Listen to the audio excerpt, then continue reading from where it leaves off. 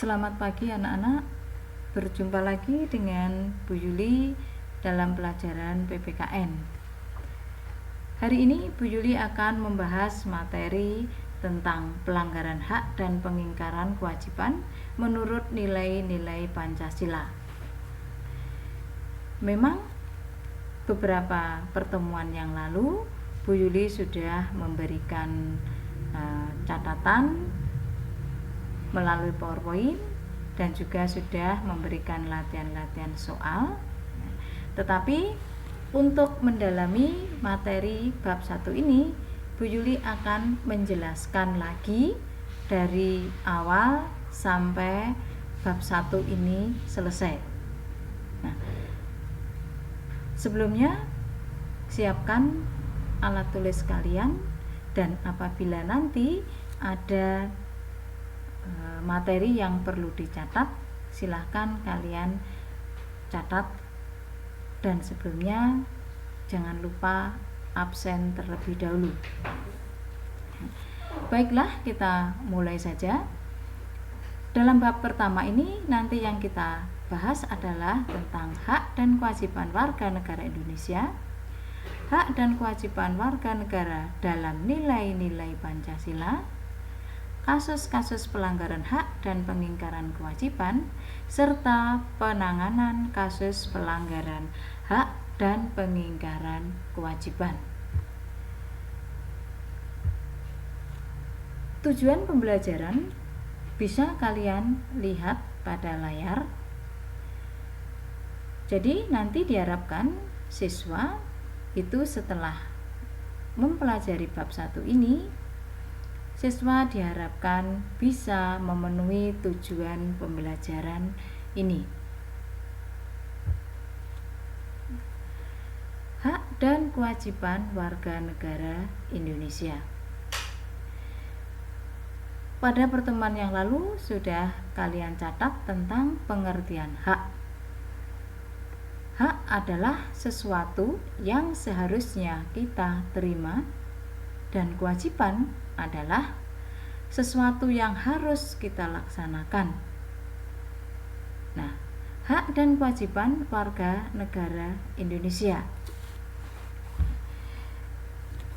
Minggu yang lalu juga sudah kalian catat tentang pengertian hak asasi manusia, yaitu hak yang dibawa manusia sejak lahir sebagai anugerah dari Tuhan. Nah, apa saja hak itu? Adalah hak untuk hidup, hak untuk memperoleh kemerdekaan atau kebebasan, hak untuk mencapai kebahagiaan atau memperoleh kebahagiaan, dan hak untuk memiliki sesuatu. Nah, ada lagi hak dan kewajiban warga negara Indonesia. Hak dan kewajiban warga negara terhadap negara. Hak dan kewajiban negara terhadap warga negara. Jadi kalau kita bicara tentang hak dan kewajiban warga negara, ini hubungannya adalah antara masyarakat dan negara. Jadi apa saja hak dan kewajiban warga negara, dan apa saja hak dan kewajiban negara terhadap warganya. Nah, hak dan kewajiban warga negara ini bersumber pada peraturan-peraturan perundang-undangan. Nah, hak dan kewajiban warga negara terhadap negara. Yang pertama adalah hak kesamaan kedudukan di dalam hukum dan pemerintahan. Ini adalah sesuai dengan pasal 27. Demikian juga hak atas pekerjaan dan penghidupan yang layak bagi kemanusiaan. Ini juga pasal 27 Undang-Undang Dasar tahun 1945. Kemudian hak berpendapat. Ini adalah sesuai dengan pasal 28. kemerdekaan dalam memeluk agama. Jadi memeluk agama itu adalah merupakan hak warga negara yang sesuai dengan pasal 29. Kemudian hak ikut serta membela negara. Kemudian hak mengembangkan kebudayaan nasional Indonesia, hak atas kesejahteraan sosial, dan hak mendapatkan keadilan sosial. Nah, hak ikut serta membela negara ini juga pasal 27. Hak mengembangkan kebudayaan nasional ini pasal 32, dan hak atas kesejahteraan sosial ini ada dalam pasal 33. Semuanya ada di dalam Undang-Undang Dasar tahun 1945. Nah, minggu yang lalu juga sudah kalian catat tentang keadilan sosial, yaitu Bu Yuli kemarin memberikan contoh tentang pemberian kartu Indonesia Pintar. Nah, ini hak warga negara untuk mendapatkan keadilan sosial. Nah, kemudian kewajiban warga negara terhadap negara. Kewajiban menaati hukum dan pemerintah. Ini adalah kewajiban warga negara untuk menaati hukum dan pemerintah. Kemudian kewajiban menghormati hak asasi manusia atau hak asasi orang lain, dan juga kewajiban dalam usaha pertahanan dan keamanan negara.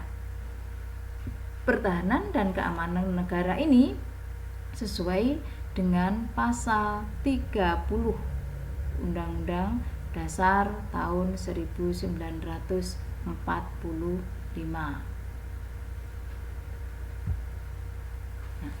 Yang kedua adalah hak dan kewajiban negara terhadap warga negaranya.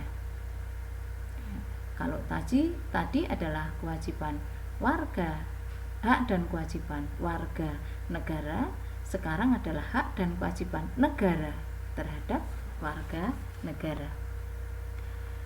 Hak negara atau hak pemerintah adalah 1. Menciptakan peraturan dan undang-undang yang dapat mewujudkan ketertiban dan keamanan bagi seluruh rakyat. Kemudian, hak yang kedua, melakukan monopoli terhadap sumber daya yang menguasai hajat hidup orang banyak. Ini bisa kalian lihat dalam pasal 33 Undang-Undang Dasar tahun 1945 tentang perekonomian. Kemudian hak negara untuk dibela, ya, tadi pasal 27. Kemudian hak negara untuk ditaati hukum dan pemerintahannya. Sedangkan kewajiban negara atau pemerintah, ya, menurut Undang-Undang Dasar Negara Republik Indonesia tahun 1945, 1. Melindungi segenap bangsa Indonesia dan seluruh tumpah darah Indonesia.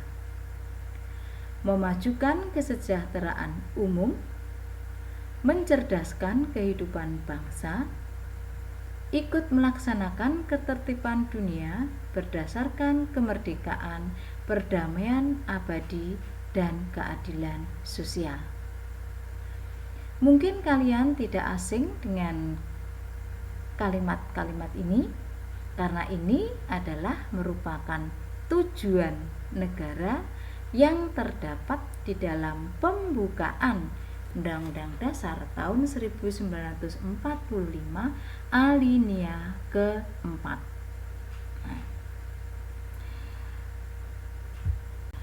Sekarang adalah hak dan kewajiban negara terhadap warga negara menurut Winarno dan Sulaiman. Hak negara terhadap warga negara yang pertama adalah hak negara untuk ditaati hukumnya, dan yang kedua hak negara untuk dibela, yang ketiga hak negara untuk menguasai bumi, air, dan kekayaan alam untuk kepentingan rakyat. Sedangkan kewajiban negara terhadap warga negara adalah kewajiban negara untuk menjamin sistem hukum yang adil. Yang kedua, kewajiban negara untuk menjamin hak asasi warga negaranya. Dan ketiga, kewajiban negara untuk mengembangkan sistem pendidikan nasional untuk rakyat. Dan yang keempat, kewajiban negara memberikan jaminan sosial. Dan yang terakhir adalah kewajiban negara memberikan kebebasan beribadah.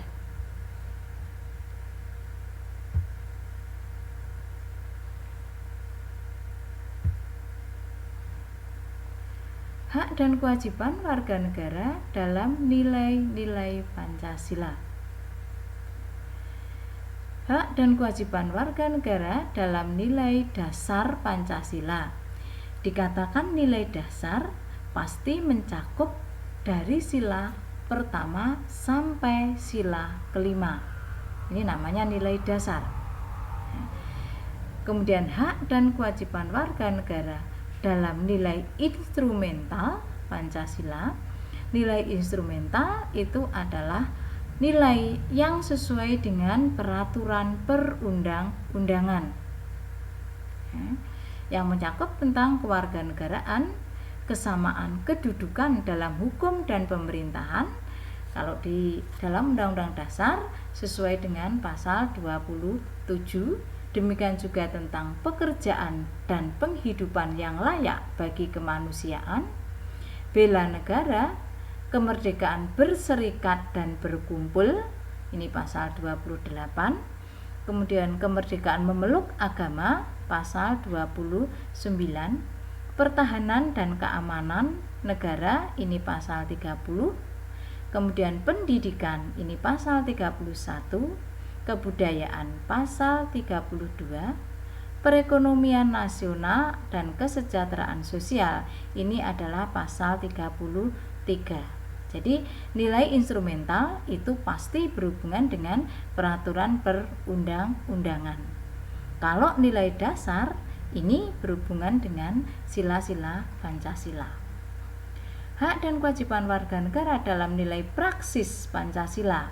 Dikatakan nilai praksis ini adalah nilai-nilai Pancasila tadi diterapkan di dalam kehidupan sehari-hari, diwujudkan dalam kegiatan kehidupan sehari-hari. Suatu contoh, misalkan kalau sila pertama itu kita berdoa atau kita menjalankan ibadah. Nah, ini nilai praksis dari sila pertama Pancasila.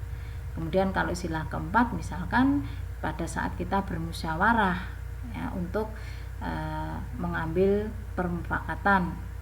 Nah, ini nilai praksis dari sila keempat Pancasila dan seterusnya. Kemudian ada beberapa kasus pelanggaran hak dan kewajiban yang kita temui di dalam masyarakat yang ada di sekitar kita. Kasus pelanggaran hak dan pengingkaran kewajiban. Nanti kita akan tahu apa toh faktor penyebab adanya pelanggaran hak dan pengingkaran kewajiban. Kemudian kasus pengingkaran kewajiban warga negara. Contohnya apa? Mari kita bahas lebih lanjut. Nah, faktor penyebab pelanggaran hak dan pengingkaran kewajiban yang pertama adalah faktor internal. Faktor internal itu berasal dari dalam diri kita, yaitu sikap egois, kemudian rendahnya kesadaran terhadap peraturan, dan sikap tidak toleran. Sedangkan faktor eksternal, terjadi pelanggaran hak dan pengingkaran kewajiban yang disebabkan oleh faktor eksternal itu adalah faktor di luar diri kita. Apa saja? Suatu contoh misalkan ketidaktegasan aparat penegak hukum, kemudian adanya kesempatan, minimnya sosialisasi peraturan dari pemerintah, penyalahgunaan kekuasaan, terjadinya krisis moral dan karakter bangsa, aparat hukum yang bertindak sewenang-wenang, kesalahan dalam mengimplementasikan norma-norma dan perintah hukum, serta penyalahgunaan teknologi.